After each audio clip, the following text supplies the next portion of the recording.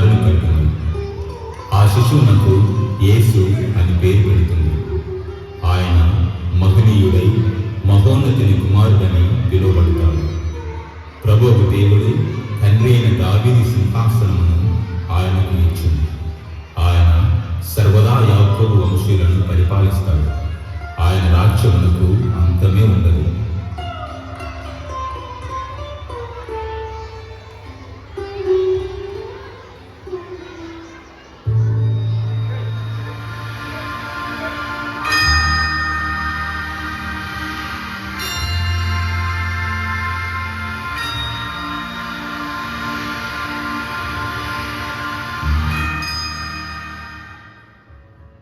ఏంటి వింత కల? ఎవరి యేసు? ఎవరా మరియమ్మ? ఆ రాజులకు రాజెవరు? నేను చూసినదంతా కలలాగలేదు. నా కళ్ళ ముందే నిజంగా జరిగినట్లుందేంటి? ఈ విషయం నా స్నేహితులకు కూడా చెప్పాలి. ఏంటి నాయనా నీరసంగా కనిపిస్తున్నావు? రాత్రి మంచిగా నిద్రపోలేదా?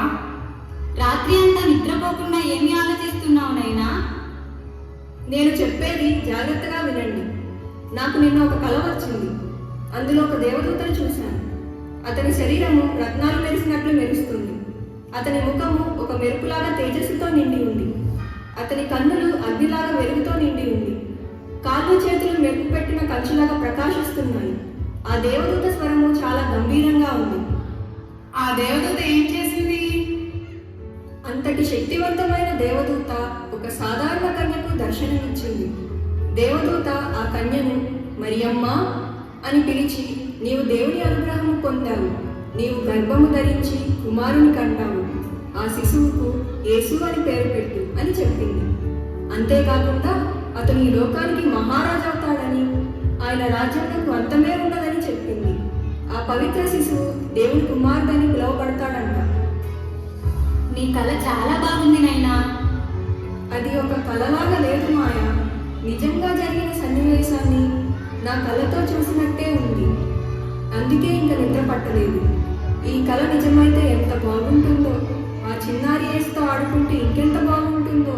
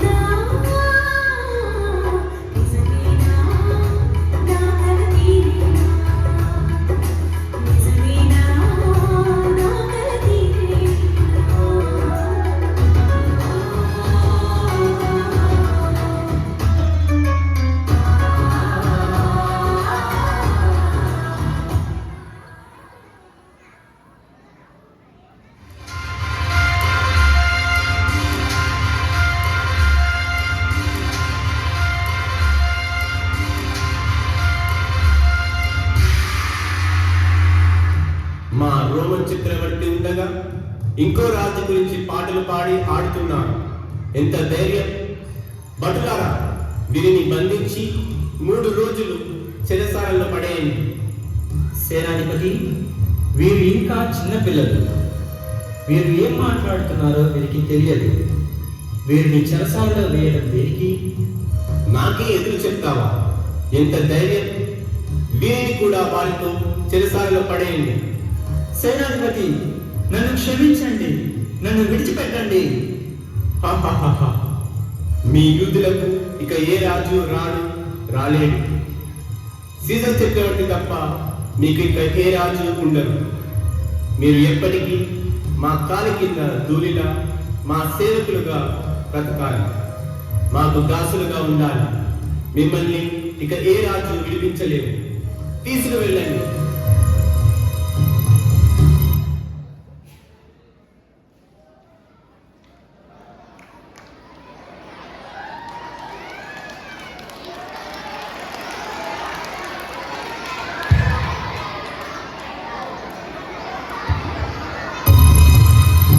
ఇంకా ఎన్నాళ్ళు మనం ఈ బానిసత్వంలో జీవించాలి? ఇంకా ఎన్నేళ్ళు మనం ఈ రోమనులకు భయపడుతూ తలదించుకొని ఉండాలి? మొదట ఐగుప్తీయులు, ఆ తర్వాత అసీరియులు, ఆ తర్వాత బాబిలోనులు, ఆ తర్వాత ఈ రోమన్లు మన యూదుల్ని ఓడిస్తూనే ఉన్నారు. మనల్ని ఈ బానిసత్వం నుండి బయటకు తెచ్చేవారు ఎవరు? యూదులకు విమోచన ఎవరు కలిగిస్తారు? దిగులు చెందకండి. యెషయా ప్రవక్త ఈనాడు రానున్న యేసు గురించి చెప్పాడు కదా. యేసయ్య మన లోక రక్షకుడు రాబోతున్నాడు. తాను పేదలకు సువార్తను ప్రకటిస్తాడు. హృదయ వేదన ఉండిన వారికి శక్తివంతుడిగా చేస్తాడు.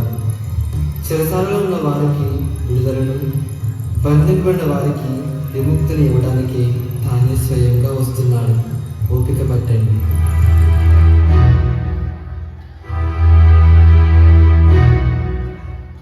నైనా, నీ కళ నిజమవుతుందేమో. నిజముగా మన రక్షకుడు మెస్సయ్య పుట్టబోతున్నాడేమో. ఆ ముసలాయ చెప్పేది నిజమే అయితే తప్పకుండా మనం ఆ యేసుని చూడాల్సిందే. ఏంటి మీరు చూసేది? మా మెస్సయ్య పుట్టింది యూదుల కోసం మాత్రమే, మీలాంటి అన్యజాతి వారికి కాదు. మా సమరీయులంటే మీ యూదులకు ఎందుకంత ద్వేషం? మీ సమరీయులు అన్యజాతి వారిని వివాహం ఆడి మీ అకలుషితమైన రక్తాన్ని కలుషితం చేసుకున్నారు. వివాహం ఆడడమే కాకుండా వారు పూజించే అన్య దేవతలను, దేవుళ్ళను కూడా మీరు పూజించారు. దేవుడైన యావేను కాదని విగ్రహారాధన మొదలుపెట్టారు. ఇంత చేశాక కూడా యూదులు మిమ్మల్ని ద్వేషించకుండా ఇంకేం చేస్తారు? అయినా ఈ ఆడవాళ్ళతో మనకు మాటలేంటి? మూసుకొని కూర్చోండి. మన ఆచారాలు మర్చిపోయారా? ఇంట్లో పనులు చేసుకోకుండా ఈ ఆటలేంటి, పాటలేంటి? ఆడవారు మగవారితో మాట్లాడకూడదన్న సంగతి మర్చిపోయారా? మీకు ఎంత ధైర్యం ఉంటే మమ్మల్ని ప్రశ్నిస్తారు? అంతేకాదు, వీరి వేషధారణ చూశారా? ఆడవారు బయటకు కాలు పెడితే ముఖం కనిపించకుండా పర్దా వేసుకోవాలి, ఒంటికి బుర్కా వేసుకోవాలి. అంతేకాని ఈ అపచారం ఏంటి? ఈ దైవ దూషణ ఏంటి? ఇలాంటి ఆడవాళ్ళని రాళ్ళతో కొట్టి చంపాలి. ఊరుకోండి. ఎవరితో ఏం మాట్లాడాలో తెలియదా? వీరు ఇంకా చిన్నపిల్లలు. మన ఆచారాలు, పద్ధతులు వీరికి తెలియకపోవచ్చు. వారికి అవన్నీ ఈ చిన్న వయసులోనే ఎలా అర్థమవుతాయి? వారిని వదిలివేసి మీ పని మీరు చూసుకోండి. వాళ్ళు చెప్పే మాటలు మీరు పట్టించుకోకండి. రానున్న మెస్సయ్య యూదులు, సమరయులు, అన్యులు అని తేడా లేక, ఆడ మగ అన్న వివక్షత చూపించక అందరినీ సమానంగా చూస్తాను. ప్రతి ఒక్కరికి ఆయన ద్వారానే పాపం నుండి విముక్తి కలుగుతుంది. మా రక్షకుడు ఆయనే. ఆ రోజు దగ్గరలోనే ఉంది.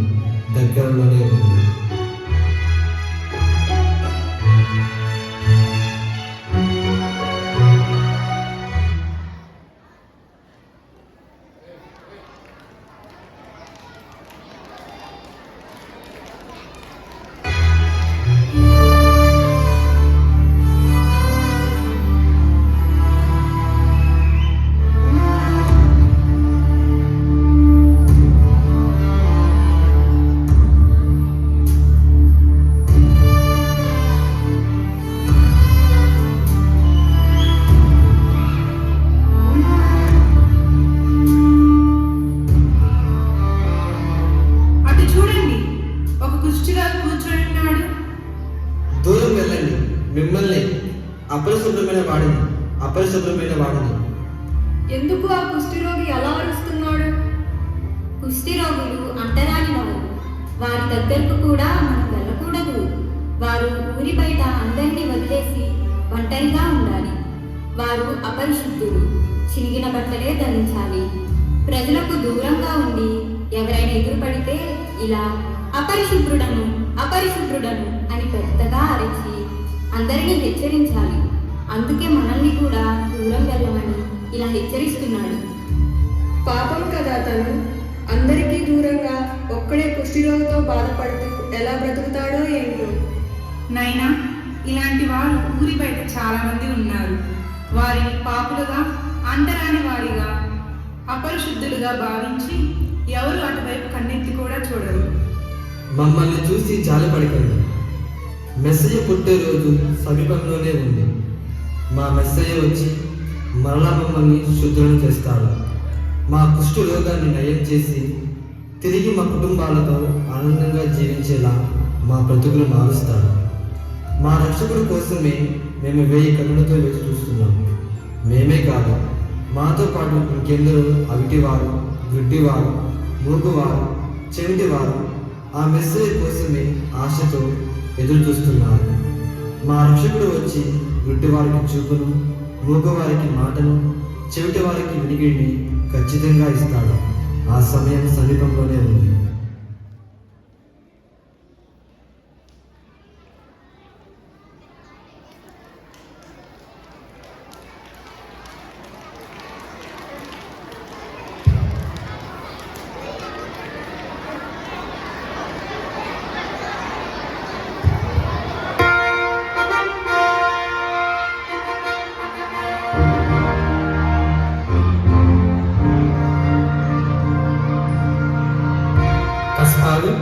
బల్తజారు, మీరు ఈ వింతను చూసారా?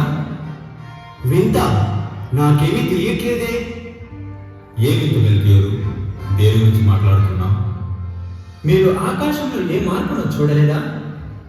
ఒక్కసారి మీ కనులను తూర్పు వైపు తిప్పి చూడండి, మీకే తెలుస్తుంది. ఏమిటి ఆశ్చర్యం? నేను ఈ తారను ఇంతకు ముందు ఎప్పుడూ చూడలేదే. అమోఘం! తూర్పు చుక్క పుట్టింది. ఆ తూర్పు చుక్క మనకు ఏదో శుభ సందేశాన్ని సూచిస్తుంది. ఆ సందేశం ఏమై ఉంటుంది బల్తజారు?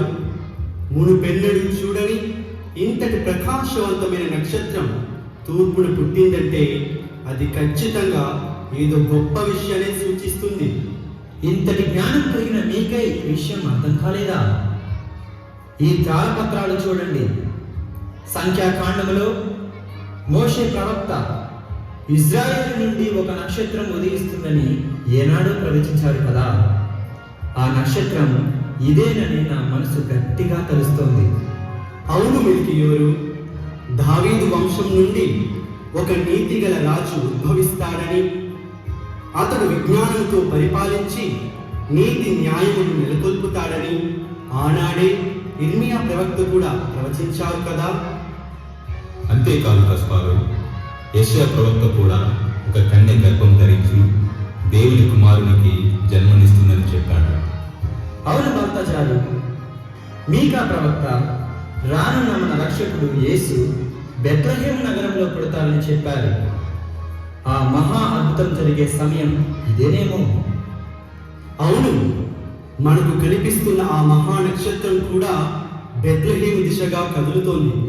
అంటే మన మెస్సయ్య పుట్టబోతున్నారన్నమాట. రండి, ఇప్పుడే మనం ఆ కదిలే నక్షత్రాన్ని వెంబడించి యేసుని దర్శించుకుందాం. ఏం మాట్లాడుతున్నావు కస్పారు? వట్టి చేతులతో ఇలా వెళ్ళిపోదామా? అతను మనలాగా మామూలు రాజు కాదు. అతడు దేవుని కుమారుడు, ఈ లోకానికే రాజు, మనుషులందరికీ విమోచనిచ్చే లోక రక్షకుడు. అంతటి మహనీయుని దగ్గరికి ఏమి లేకుండా వెళ్దామా? బల్తజారు చెప్పింది నిజం. నేను యేసుకు బంగారాన్ని కానుకగా ఇస్తాను.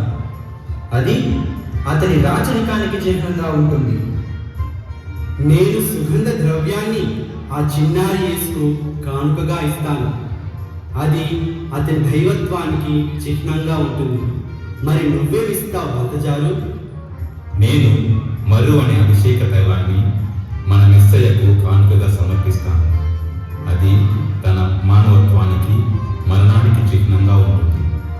ఈ 3 వస్తువులు ఒక గొప్ప రాజుకు ఇవ్వగలిగే గొప్ప బహుమతులు. రండి, మన బహుమతులను తెచ్చుకొని వేగంగా ఆ నక్షత్రాన్ని వెంబడించి మన లోక నక్షత్రుడిని సందర్శిద్దాం. ఆ తూర్పు చుక్క కదులుతోంది, త్వరగా రండి.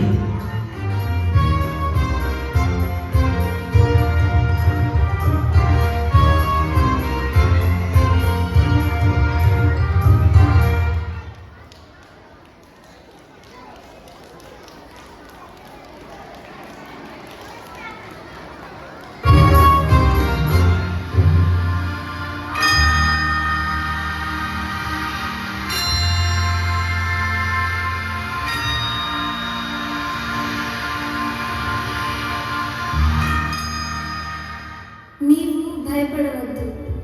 సమస్త ప్రజలకు మహా ఆనందము కలిగించే ఈ శుభవార్తను శ్రద్ధగా విను. ఈరోజు దావీదు నగరంలో మీకు ఒక రక్షకుడు పుట్టెను. అతడే క్రీస్తు ప్రభు. ఆ పవిత్ర బాలుడు పొత్తి గుడ్డలతో చుట్టబడి పశువుల తొట్టులో పరుండబెట్టి ఉండటం నీవు చూస్తావు. ఇవే నీకు ఆనవాలు.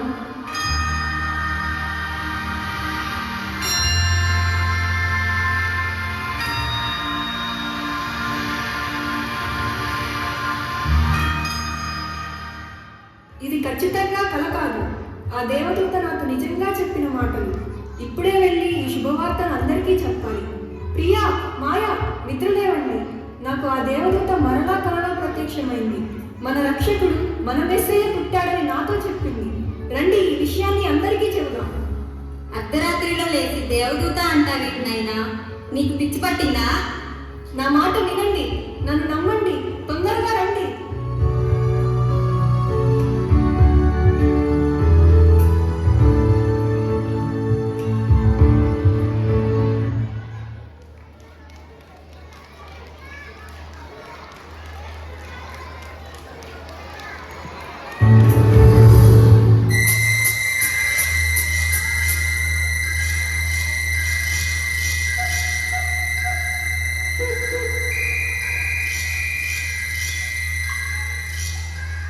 ఏంట్రా ఈరోజు ఇంత చలిగా ఉంది? మన మేకలు ఈ చలిని ఎలా తట్టుకుంటాయో ఏంటో. అటు చూడు, ఎవరో అమ్మాయిలు మన వైపే వస్తున్నారు.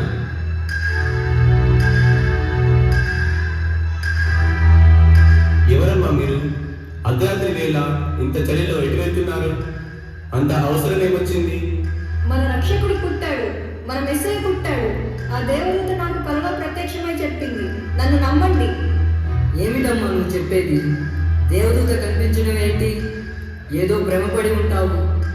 లేదు, ఆ పవిత్ర శిశువు పొత్తిగుడ్డలతో చుట్టబడి పశువుల తొట్టిలో పడుకోబెట్టి ఉన్నాడని ఆ దేవత ఆనవాలు కూడా ఇచ్చింది. నిజంగానా? అరే, నాకు ఆ పశువుల పాక ఎక్కడుందో తెలుసు. ఒకసారి చూసి వస్తే ఆ అమ్మాయి చెప్పేది నిజమో కాదో తెలిసిపోతుంది కదా. అవునురా, రండి, తొందరగా చూసి వద్దాం.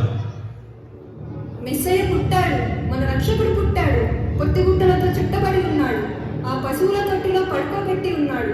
అందరూ రండి, తొందరగా రండి, మన మెస్సయ్య పుట్టాడు. ఆ దేవదూతే స్వయంగా నాతో చెప్పింది. మెస్సయ్య పుట్టాడా? నా రోగాన్ని ఏర్పరిచిన రక్షకుడు పుట్టాడా? ఈ అద్భుతాన్ని విన్నారా? రండి, అందరం వెళ్దాం.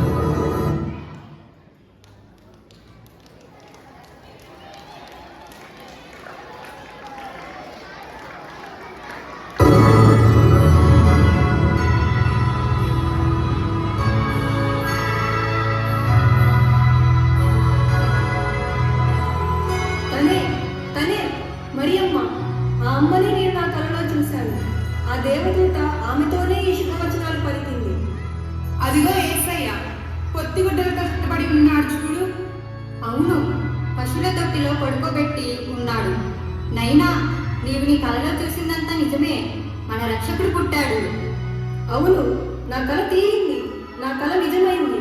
మెస్సయ్యను చూడాలన్న నా కల తీరింది.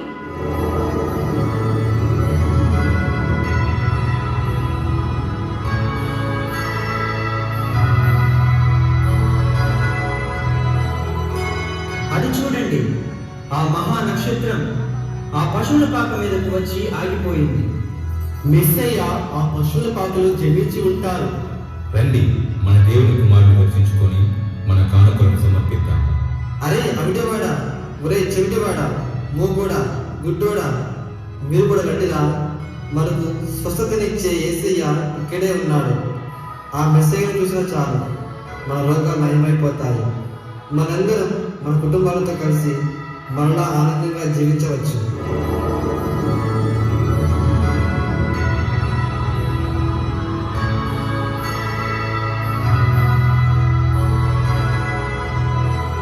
నాకు స్వస్థత కలిగింది. నేను మాట్లాడగలుగుతున్నాను.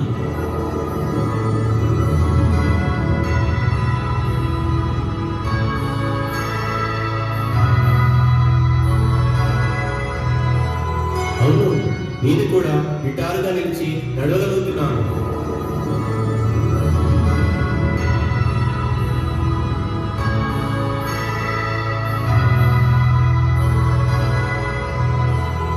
నాకు మీ మాటలు వినిపిస్తున్నాయి, నా చెవులు పనిచేస్తున్నాయి.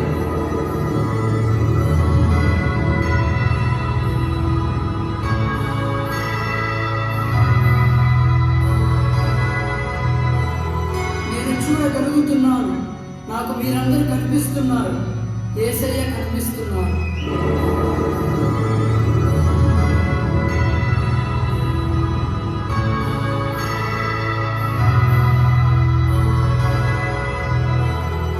మన రక్షకుడు వచ్చి మనకి స్వస్థత ఇస్తానని చెప్పాను కదా. ఇప్పుడు మీ కళ్ళతో మీరే చూడండి ఎన్ని అద్భుతాలు జరుగుతున్నాయో. ఈ ఆనందంలో మన మెసేజ్ పాటలు పాటించిందిరు కదా. రండి, అందరూ రండి.